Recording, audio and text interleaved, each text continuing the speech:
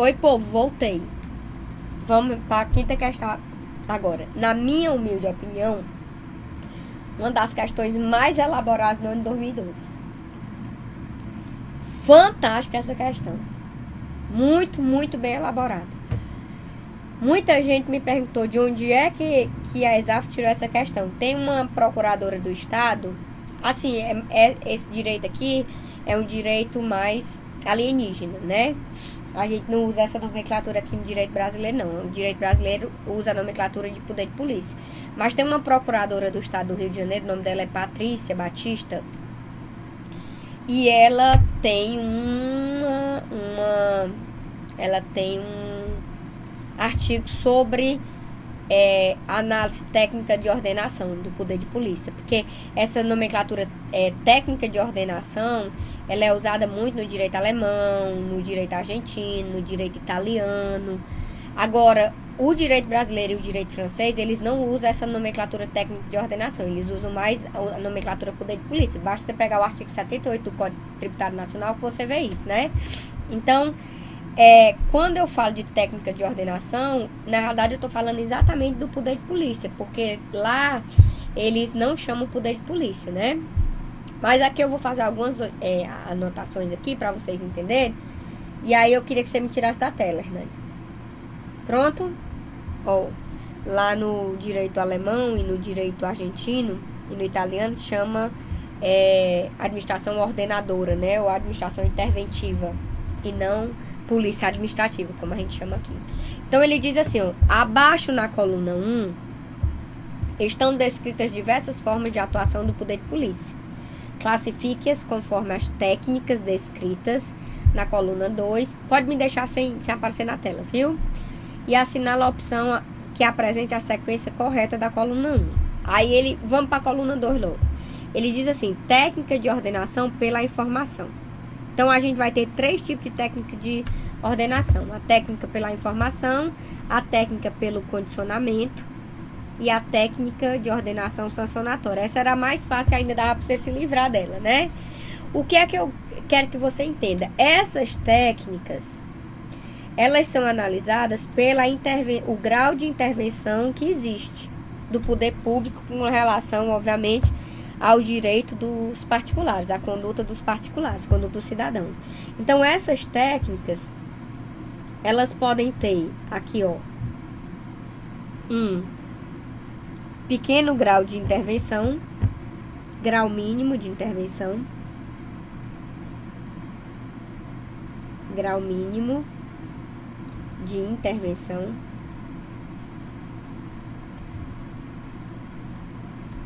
grau médio de intervenção,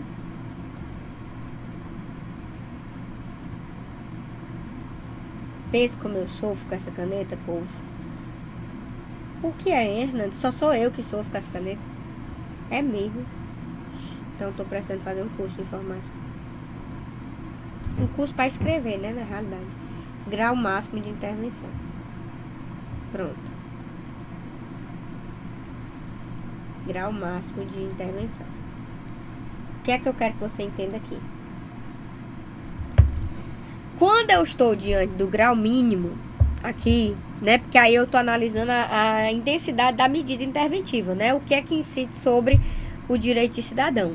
Quando eu estou analisando o grau mínimo, eu estou analisando, normalmente, vou dar como exemplo para vocês, uma obrigação de suportar, por exemplo, inspeções ou deveres de registro, quando o administrado tem que fazer registro, ou quando ele tem que dar informação, ou quando ele vai sofrer inspeções, isso é decorrente do grau mínimo. Esse grau mínimo aqui, ele vai ser a técnica de informação. Então, você bota aí como exemplo aí para você entender, né? Quando ele tem que fazer registro de alguma coisa, quando ele tem que dar informação sobre alguma coisa, quando ele pode suportar inspeções ou a questão dos deveres de registro. No grau médio, eu tenho aí o condicionamento. Eu tenho a técnica do condicionamento. Que a intervenção é média, né? Aí, uns exemplos de técnica de condicionamento para você entender aqui, ó. Quando existe exigência de consentimento para exercício de direito à atividade, né? Licença para dirigir, licença para construir, né? Que aí tem uma concessão de alvará, de funcionamento. Quando o cidadão vai desenvolver uma atividade ou exercer um direito que está previsto em lei, mas que é necessário o consentimento da administração, aí eu tenho aí o grau médio de intervenção. Vai tirar a carteira de motorista, né? Vai querer construir, vai abrir uma loja, né? Vai desenvolver a sua atividade, né? Se formou, aí tem a questão do registro. Tem que abrir uma vara de funcionamento, né? A do registro não, que aqui o do registro acaba indo mais pela questão da informação. Ela é ambígua. E o grau máximo de intervenção aqui, que é a técnica de sancionamento ou sancionatória, né? Como vocês podem chamar. Aí a mão pesada do Estado, né? Normalmente ela vai acontecer quando existem proibições formais ou imposição de condutas positivas na lei, né?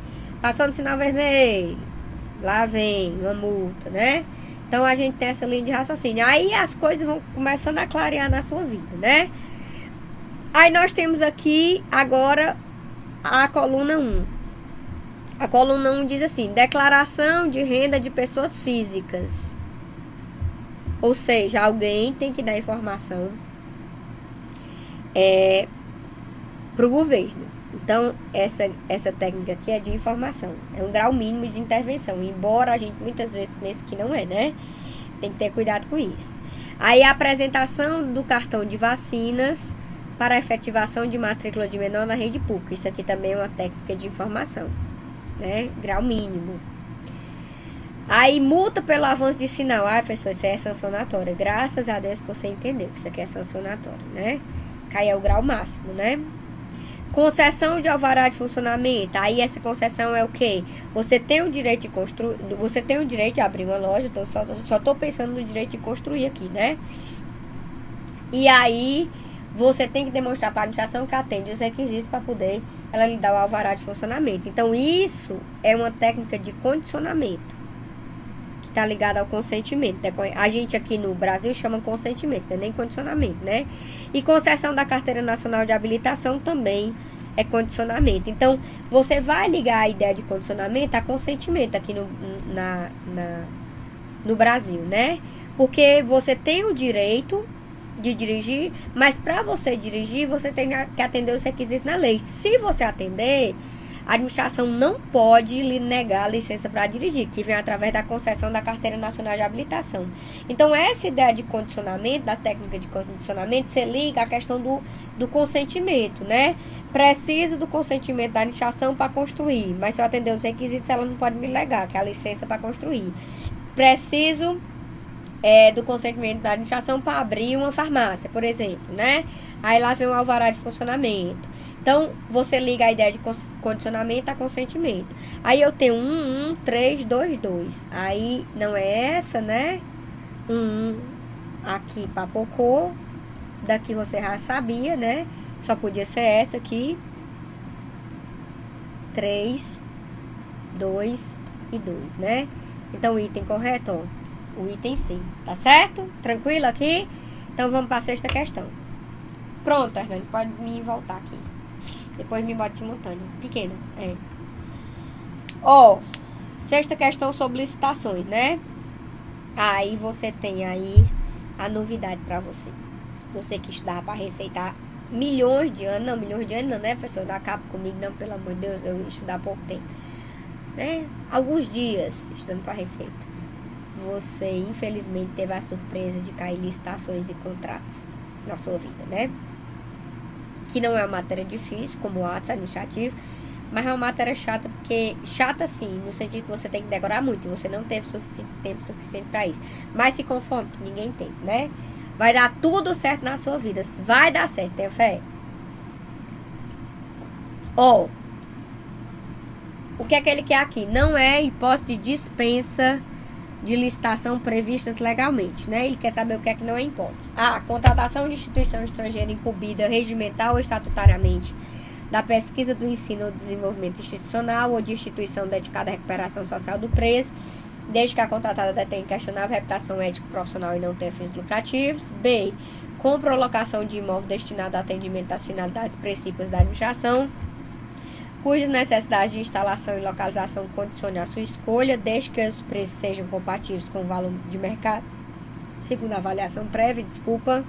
C. Caso de emergência ou de calamidade pública, quando caracterizada urgência de atendimento, de situação que possa ocasionar prejuízo ou comprometer a segurança de pessoas, obras, serviços, equipamentos e outros bens, públicos ou particulares, e somente para os bens necessários ao atendimento da situação emergencial, calamitosa, para as parcelas de obras e serviços que possam ser concluídos no prazo máximo de 180 dias consecutivos e ininterruptos, contado da ocorrência da emergência ou calamidade.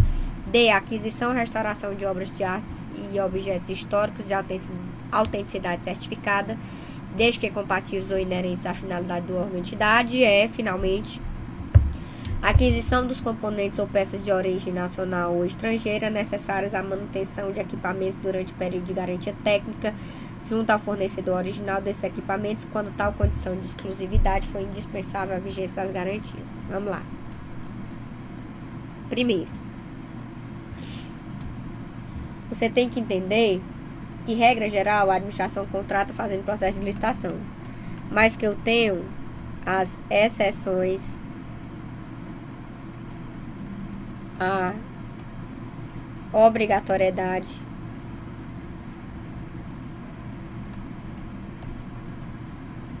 de licitar.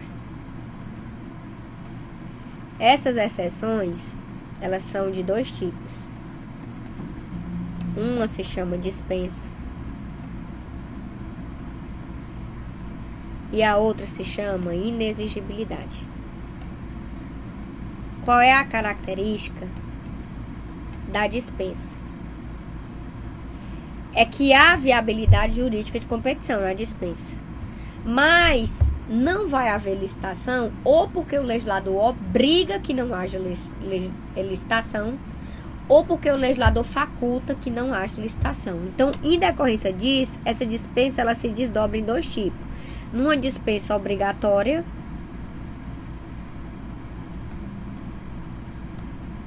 e numa dispensa facultativa. Então, o que é que eu quero que você entenda? Do ponto de vista de análise, eu tenho viabilidade jurídica de competição. Eu tenho um competidor para fazer licitação, mas é o legislador que vai me dizer que ou eu não posso fazer essa licitação, aí vai ser uma dispensa obrigatória, ou eu tenho liberdade de não querer fazer essa licitação, só fazer se eu quiser, aí é uma dispensa facultativa. A dispensa obrigatória, ela se chama licitação dispensada. Licitação dispensada. E a licitação dispensada, ela traz uma característica. Ela obriga o administrador a dispensar a licitação. Ele não pode fazer licitação de jeito nenhum. A previsão dela é no inciso 1 e no inciso 2 do artigo 17. Então, o que é que acontece? Toda vida que eu tiver diante das 15 situações que estão previstas no inciso 1, 9 situações aqui. E no inciso 2, 6 situações. Quando eu estiver diante dessas 15 situações, lembrando que tem duas dessas aí que estão suspensas pelo STF, né? Eu, administrador, não posso de jeito nenhum fazer licitação. E todas elas dizem respeito à alienação. A alienação de bens. Essa aqui é de bens imóveis.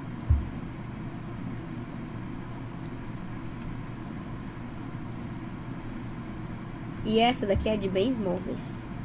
Mas deixa eu lhe chamar a atenção para uma coisa. A regra geral é que para alienar bens, a administração precisa licitar.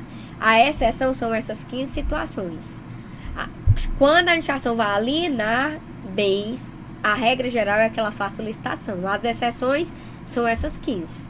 Que aí o administrador não pode nem sonhar em fazer licitação. Ele é obrigado a dispensar a licitação. E a dispensa facultativa, ela se chama licitação dispensável. Eita, eu vou já extrapolar aqui o negócio. Licitação dispensável.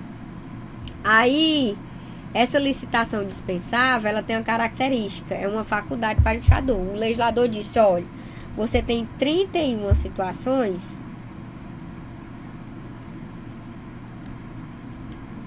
elas estão previstas no artigo 24 da lei. Você tem 31 situações que você só faz licitação se você quiser. Se você quiser, você faz licitação. Se você não quiser, você não faz. Por isso é que ela é facultativa, uma dispensa facultativa. Nós chamamos de licitação dispensável. A nossa questão, todas as situações são licitação dispensável, tá certo? Então, ó, preste atenção aqui. O artigo 17 e o artigo 24 traz as situações de dispensa e licitação. Uma é obrigatória e outra é facultativa. E as dispensas todas são taxativas. Então, você vai ter viabilidade de competição aqui, mas o legislador vai obrigar o administrador ou vai facultar o administrador a fazer licitação. Então, eu tenho essas situações. A inexigibilidade, ela tem uma característica. Primeiro, as situações são exemplificativas.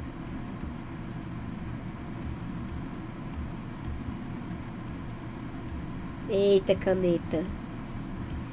São exemplificativas, né? E o que caracteriza aqui é inviabilidade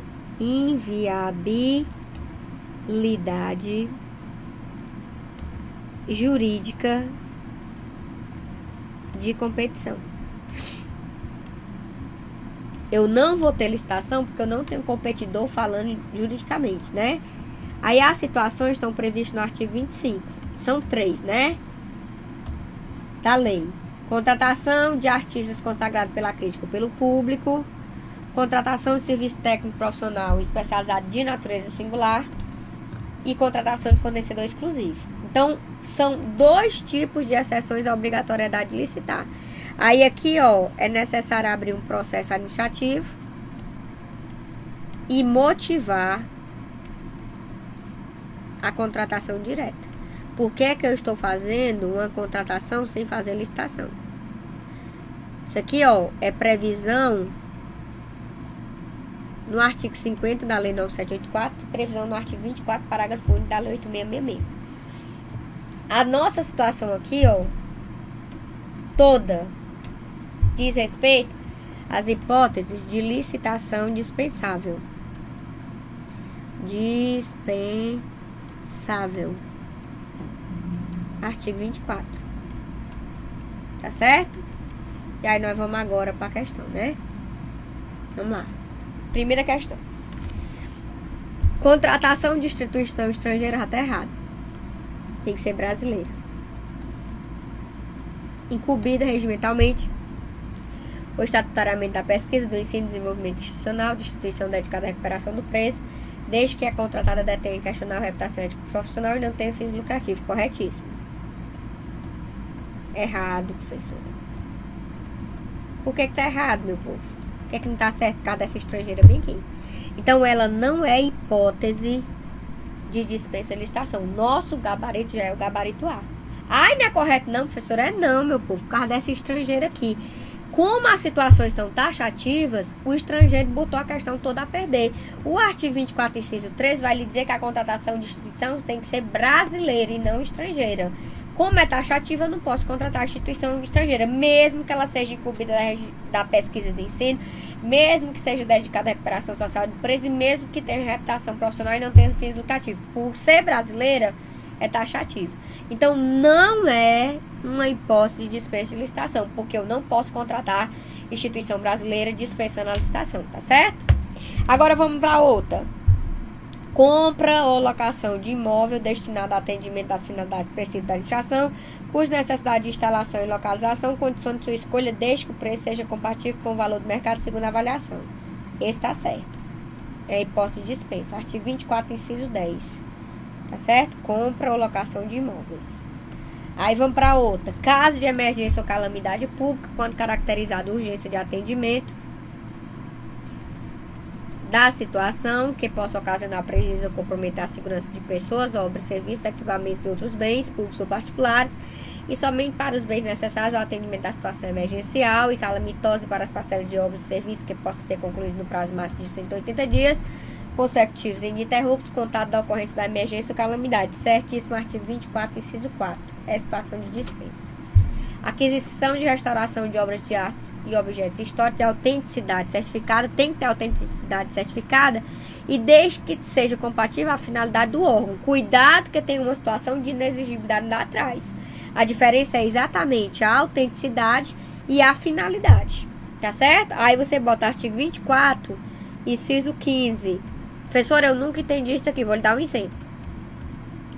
O museu que tem obras de arte, é ou não é a finalidade dele ter aquelas obras de arte? É. E ele tem ou não tem que ter a autenticidade certificada aí para a restauração dessas obras de arte? A aquisição e restauração? Tem. Então ele cumpre os dois requisitos. Agora, uma prefeitura que resolveu comprar um quadro do Leonardo da Vinci, é a finalidade dela estar comprando esse quadro? Não. Então ali não se encaixa em dispensa, se encaixa em inexigibilidade de licitação. Lá no artigo 13 da Lei 8666, quando a natureza do serviço for singular. Vá lá e dê uma olhadinha, viu? A diferença é essa.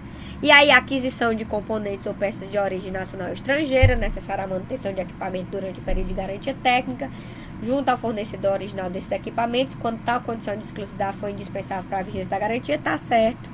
Artigo 24, inciso 17, tá certo? Aí, ó, eu trouxe tudinho aqui pra você entender, ó. Tá tudo aqui, ó. O inciso 4, que é da calamidade pública. O inciso 10, que é da locação. O 13, contratação de instituição brasileira. O 15, restauração obra de arte. Aí, autenticidade certificada e compatível com a finalidade. E o 17, aquisição de componentes de peça de origem nacional ou estrangeira. Tá tudo aqui. E aí, você tem que entender que o errado aqui, ó, é o item A, porque não é hipótese, porque tem estrangeiro aqui. Tranquilo? Vamos lá para a questão 7, senão o chefe me pega. Pronto. Lá vem o fuxicado de calango. São contratos que podem durar além da vigência da lei orçamentária anual, exceto, preste atenção que eu vou lhe dar logo de cara uma regra. Artigo 57. Todo contrato administrativo não é contrato de administração, é contrato administrativo, é por prazo determinado. A regra geral é que o prazo desse contrato ele dure a dotação do crédito orçamentário. Ou seja, a regra geral é que ele tem um prazo de vigência que está na lei orçamentária, relacionada à LOA, que você já deve estar sabendo, que é do dia 1º de janeiro ao dia 31 de dezembro. Então, a regra é que um contrato administrativo, ele tem um prazo de validade de 1 ano. Por quê? Porque ele tem que estar atrelado à vigência da lei orçamentária. Por quê? Porque cada ano se faz uma lei orçamentária para ter dinheiro e gastar para o ano seguinte. Então, a regra geral é essa. Só que nós temos exceções. E essas exceções, primeiro eu vou falar das exceções do artigo 57. Elas são de 4 tipos. Essas exceções aqui, elas ultrapassam esse prazo de 1 ano, que é o prazo da LOA. A primeira exceção é quando um contrato está ligado a um projeto que esteja ligado à PPA, que é o Plano Plurianual. E aí você sabe, que você já estudou, que esse PPA é de 4 anos. Então eu posso ter prorrogações iguais, né? Prorrogações desse contrato, até ele chegar no prazo de 4 anos. Então, a primeira exceção. A segunda exceção está ligada a serviço de natureza contínuo. Aí, o que é que acontece? A regra é que esse contrato seja de 60 meses e possam excepcionalmente ser prorrogado por mais 12 meses. A terceira exceção está ligada a equipamento, aluguel de equipamento e de programa de informática. Vai caber aqui, tá só, tá certo? De informática. Aí o prazo aqui sempre é até, viu, meu povo? Tô deixando de botar o até, porque tem que ter prorrogação. É de até 48 meses. Isso aqui tá lá no artigo 47. 48 meses. E a última que entrou agora diz respeito às situações previstas no artigo 24, inciso 9, 19. Me desorientei. Peraí, deixa eu ver. Senão eu me desoriento. 9, 19, 20, 28 e 31. Peraí. Vamos já ler, tá certo? 28 e 31. Aí, nas situações aqui, os contratos podem ir até 120 meses. Tá certo? Agora, preste atenção no que eu vou lhe dizer. Preste atenção que eu tenho novidade aqui pra você. Porque essa questão foi do Papoco de Boa. E eu vou lhe explicar baseado num dos maiores nomes de licitações e contratos. Jacobin. É o cara em licitação e contrato. Olha o que a Lei 8666 lhe diz no artigo 57. A duração dos contratos regidos por esta lei fica adstrita, quer dizer, fica amarrada à vigência dos respectivos créditos orçamentários. Esses créditos, obviamente, previstos aonde? Na LOA. Aí o prazo é de 1 ano, né? Exceto quando relativa aos projetos cujos produtos estejam contemplados no plano de metas estabelecido no plano plurianual, que você sabe que é o PPA. E aí você sabe que o PPA, obviamente, que a lei, né, uma das leis, ele tem duração aqui, ó, 4 anos. Os quais poderão ser prorrogados se houver interesse da administração e desde que isso tenha sido previsto no ato convocatório. Pronto. Aí, ó, 2. Segunda exceção, desculpa. A prestação de serviço a ser executada de forma contínua. Anote aí o que é que pode ser de forma contínua. Vigilância, limpeza, conservação e manutenção, isso é serviço de natureza contínua, que poderão ter a sua duração prorrogada por iguais sucessivos períodos, com vista à obtenção de preços e condições mais vantajosas para a administração, limitada a 60 meses. Só que você vai descobrir que pode ser prorrogado por mais 12 meses. Eu já vou mostrar isso aqui. Aí 3, que foi revogada. Aí a quarta situação, que é a terceira. Aluguel de equipamentos e utilização de programa de informática, podendo a duração estender-se pelo prazo de até 48 meses após a vigência do contrato.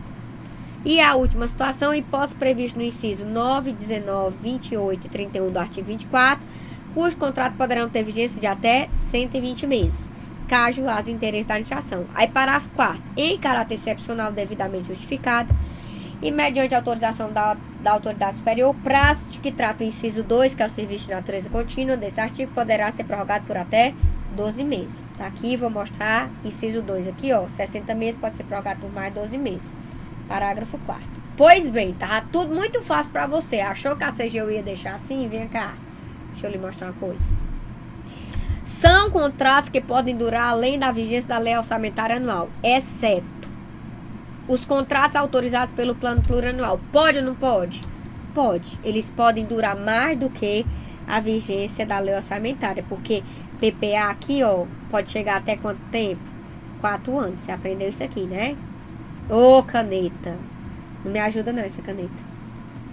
Tem que ter muita fé com ela. Aqui é artigo 57, inciso 1. Já tô mais nem pensando aqui na milha de raciocínio. Inciso 1. Contratação de serviço contínuo, você também já sabe, que pode ultrapassar. Artigo 57, inciso 2. Preste atenção, o babado aqui. Aquisição, restauração de obras de arte e objetos históricos de autenticidade certificada, desde que compatíveis ou inerente à finalidade do órgão ou entidade. E aí, professora? Lembre-se que isso aqui é dispensa de licitação, acabamos de ver. E o contrato? Tem ou não tem que estar dentro da lei orçamentária? Vou botar um pontinho de interrogação bem aqui e vou caminhar e cantar com você.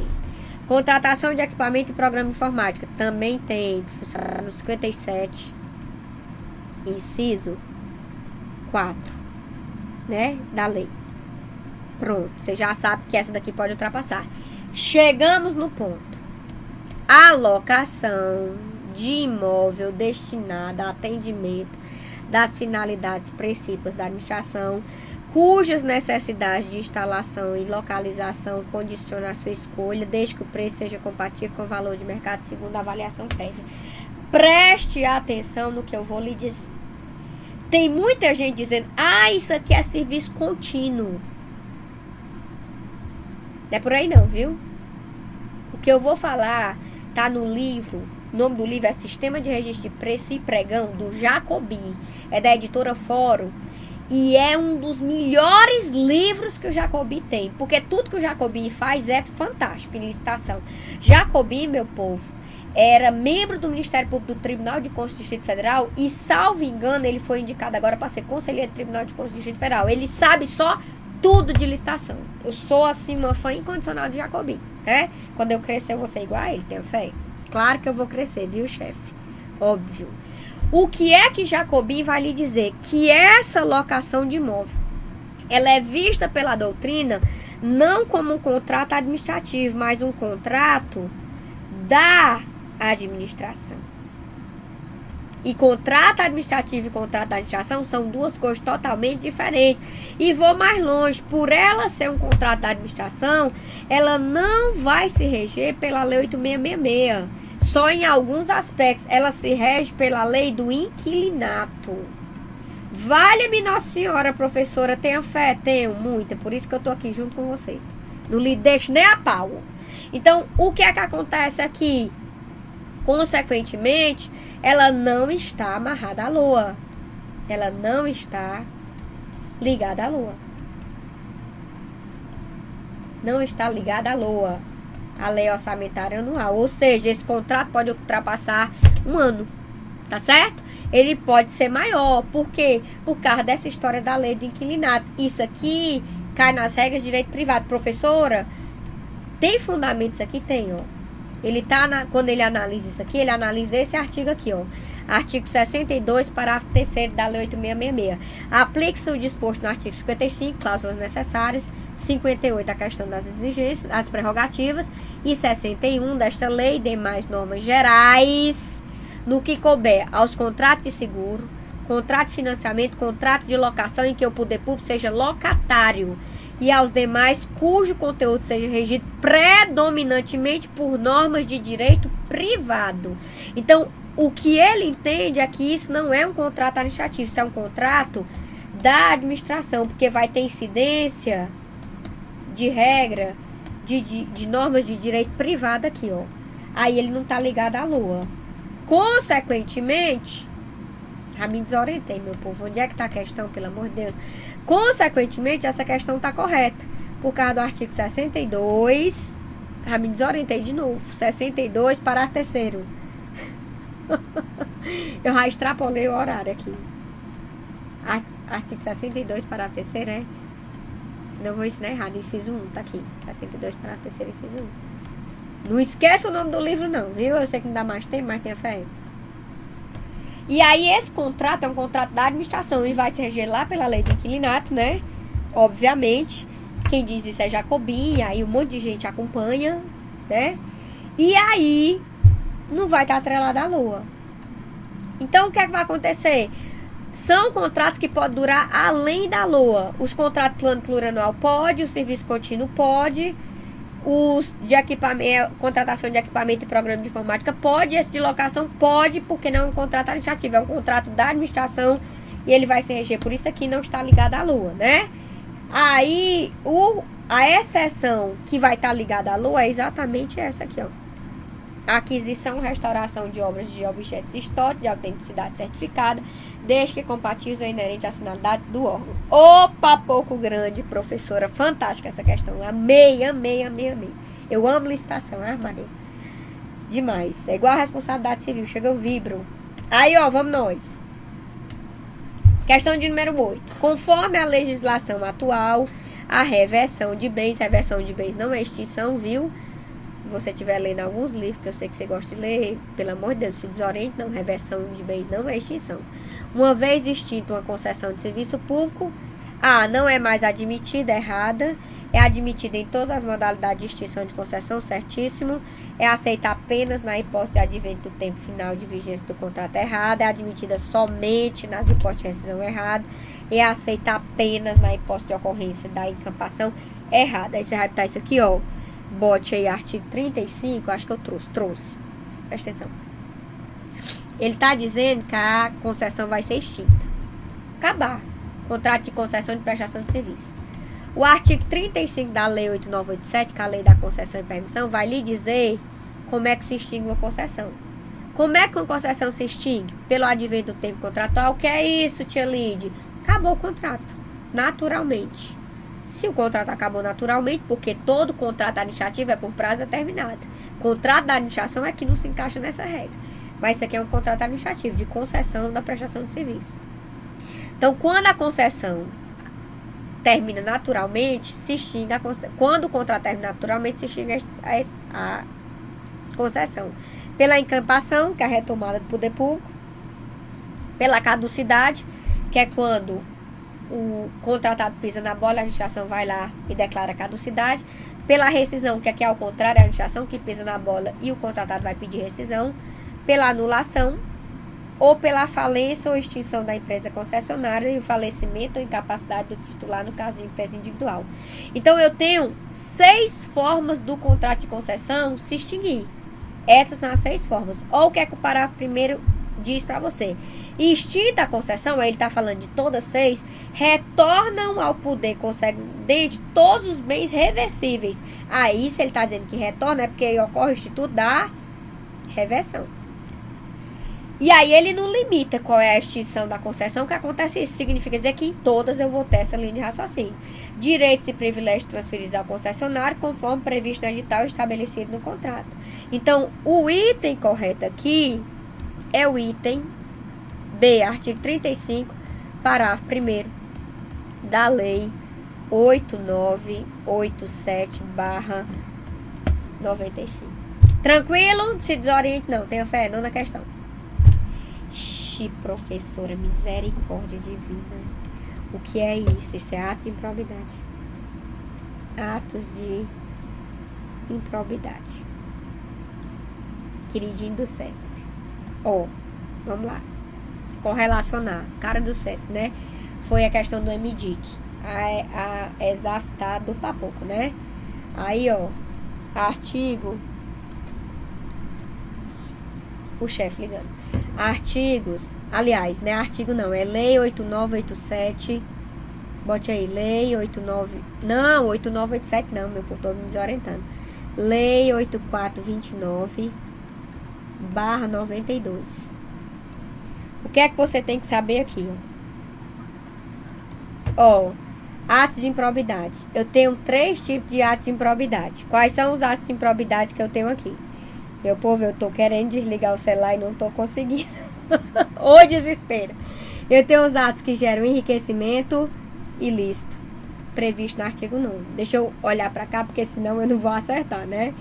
Esse ato de enriquecimento ilícito, ele tem uma característica.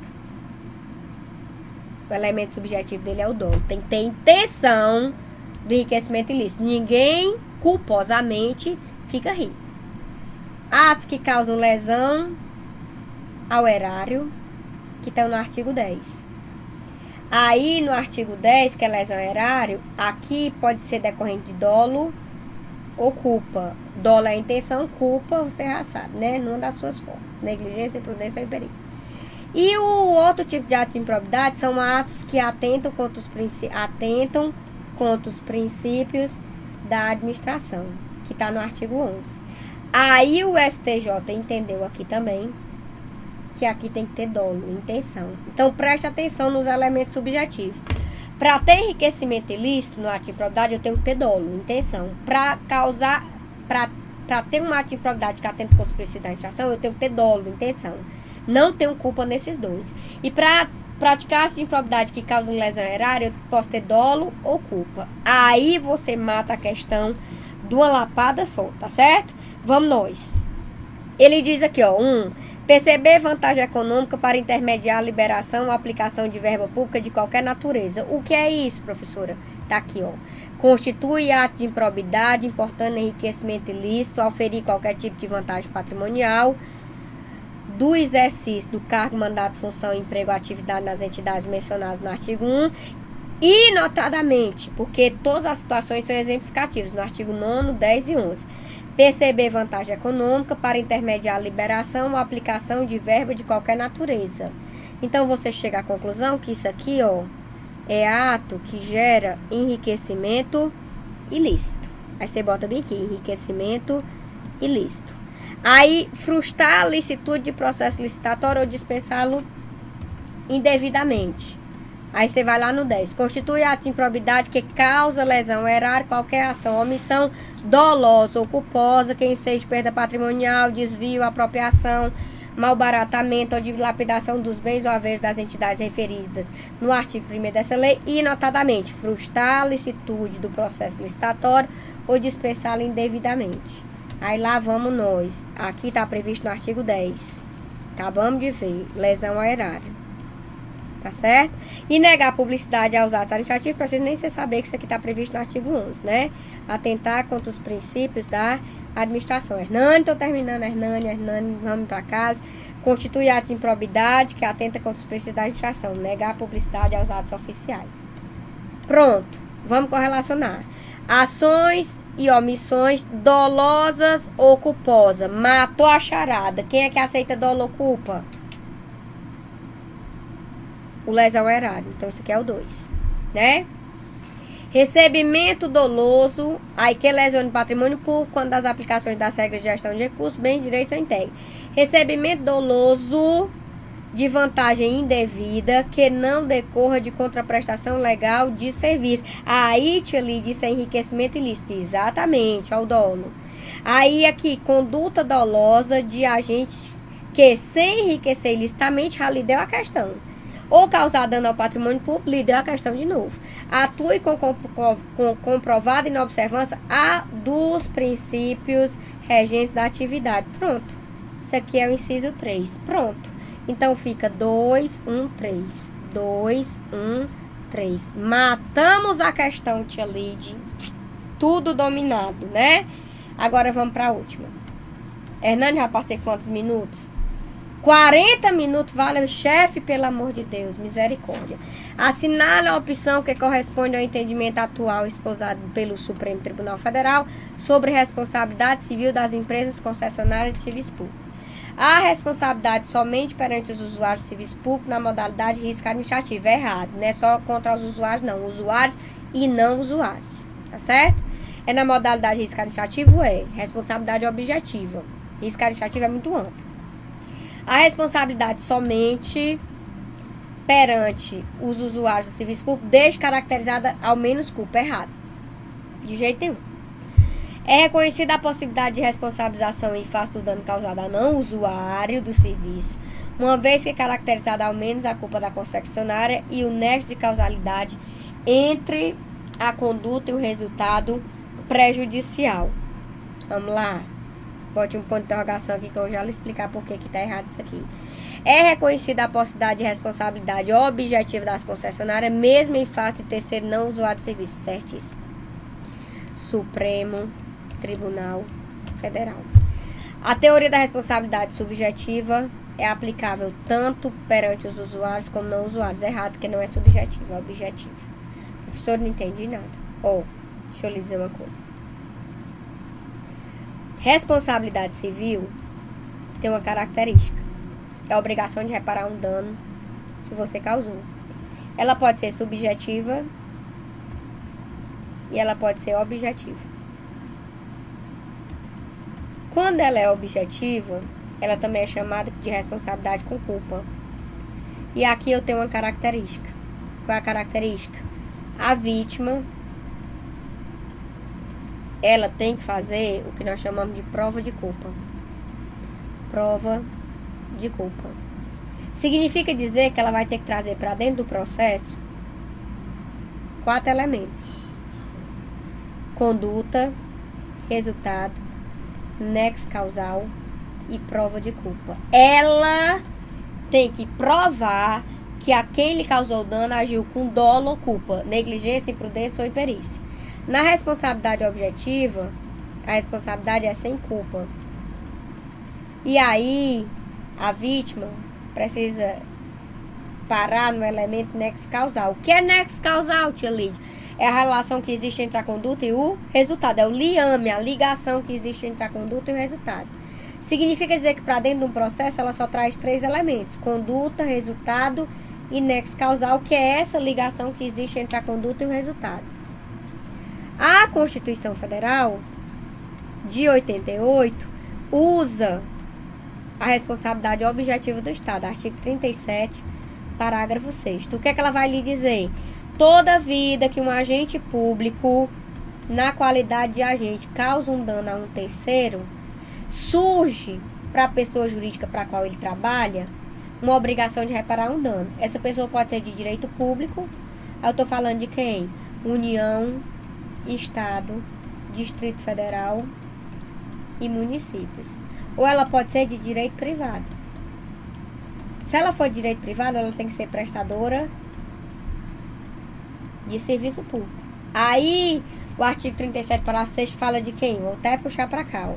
Autarquias é aqui, meu povo.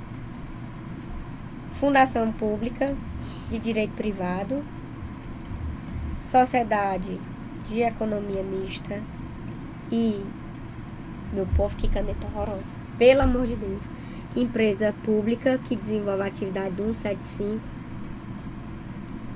e as delegatárias de serviço público. Nós estamos falando de quem? Das concessionárias, das permissionárias e das autorizatárias. Consequentemente, as concessionárias entram aqui. Só que tem uma decisão do STF, que é essa daqui, ó, que eu vou botar no material para vocês. Tá aqui. Recurso extraordinário 591.874. Recurso extraordinário 591. Recurso extraordinário 591.874. Que vai lhe dizer que as concessionárias, elas respondem pelos danos que ela causa ao terceiro objetivamente, e esse terceiro pode ser usuário ou não usuário do serviço, porque foi o entendimento que mudou em 2009. Essa tá errada porque não é subjetiva. Essa tá errada porque ele diz que tem que ter ao menos culpa, e na responsabilidade objetiva você não precisa fazer prova de culpa. Essa daqui na mesma linha de raciocínio, essa daqui tá errada porque atinge usuários e não usuários. Então o item correto aqui é o item D de dado, tá certo? Então, ó, vou lhe dar o gabarito aqui. Primeira D, segunda E, terceira B de bola, quarta C, quinta C, sexta A, sétima C de casa, oitava B de bola, nona B de bola e décima D de dado. Graças a Deus eu terminei, o chefe vai me matar e o Hernani também. Povo lindo, um grande abraço, tenha fé em Deus e boa sorte na sua caminhada, viu? Boa sorte na prova também. Um beijo grande.